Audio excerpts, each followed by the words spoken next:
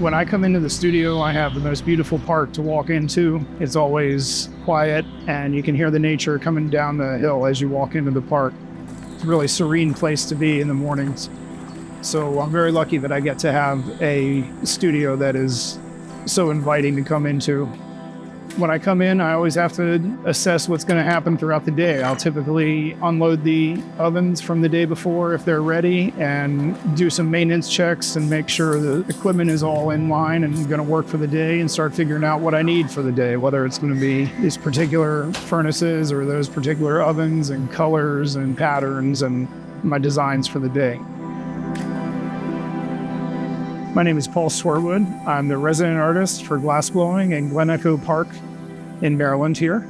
I'm the owner and operator of Glen Echo Glassworks, and I run all the day-to-days within the studio, whether it be teaching, scheduling, blowing glass, or having others come in to work with me and make glass.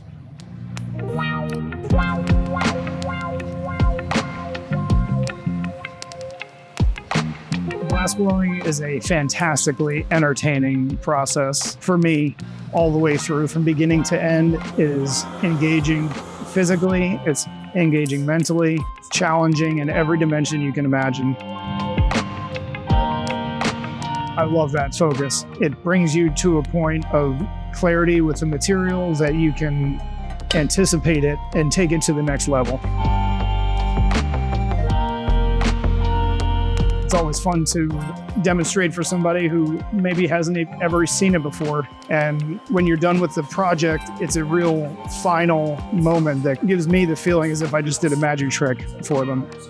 Even though to me the process seems very matter of fact after practicing for so long, it still amazes a lot of people, especially in kids, when you see that amazement. It's extremely encouraging.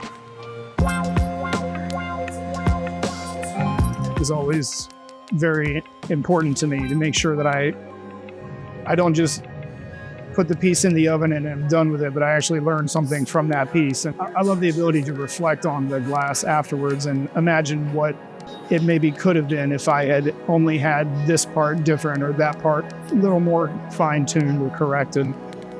So that's what drives me as an artist.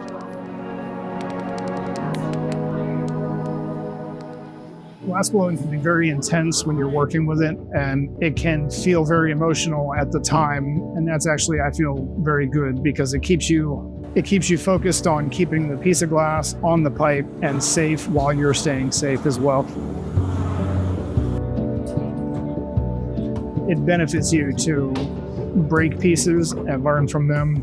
It makes you less emotional over any given piece and somehow still more emotional about the process. There's an unbelievably rewarding satisfaction that comes with understanding a given piece on the level of the maker. So it's really a fun thing to be part of in the creation.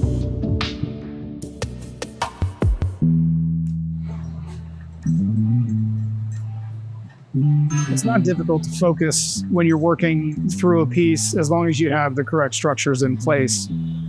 Mapping out the piece ahead of time with your assistants or even yourself internally to decide how the piece is going to go. It's all very important, all the way down to your hydration and the way that you feel that day. It's all very important.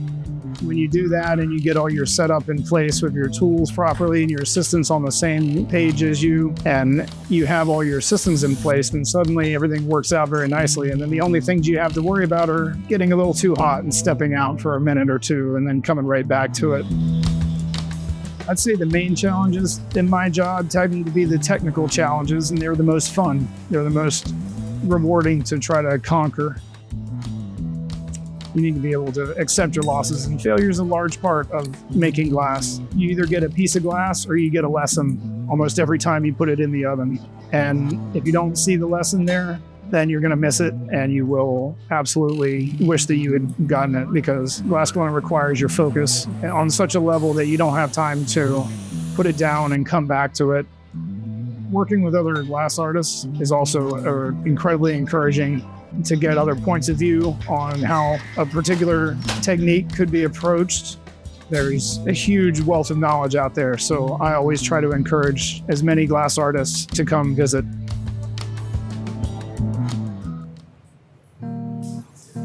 I would say creativity is to take a common knowledge or a shared experience and embellish it.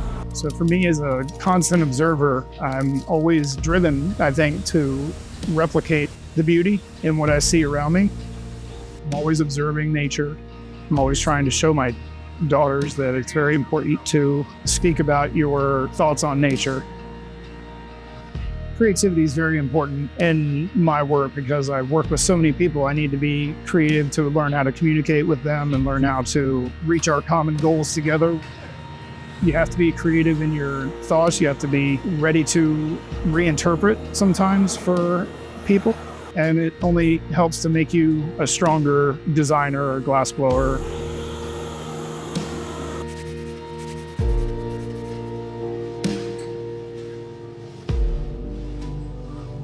I think when I first started making glass, I really just wanted to make pretty things. I'm learning more about how to apply the particular processes in order to achieve the goals that I might want to. So my philosophy has changed in terms of being able to make what I want to now, as opposed to making what I potentially thought that was the best I could make. So I like to craft my glass in a way that makes me happy, whether that's building a large sculpture or a happy cloud goblet of some sort. But it's work that makes me happy, and that's not so rooted in the idea of being what I think is historically pretty and what taught me the techniques. I think I'm able to diverge from that a bit. Creative work is always more fun to plan out with your team and understand as a team, because it really feels a lot like working in a kitchen, for instance, when everybody has a time-sensitive project that they all have a part to complete as they go. And when it all goes smooth and you're set up well and you have a great team working with you, it seems like easy work. There's a lot of different ways to interpret work, and as a craftsman, I tend to focus more on the technical aspects of work.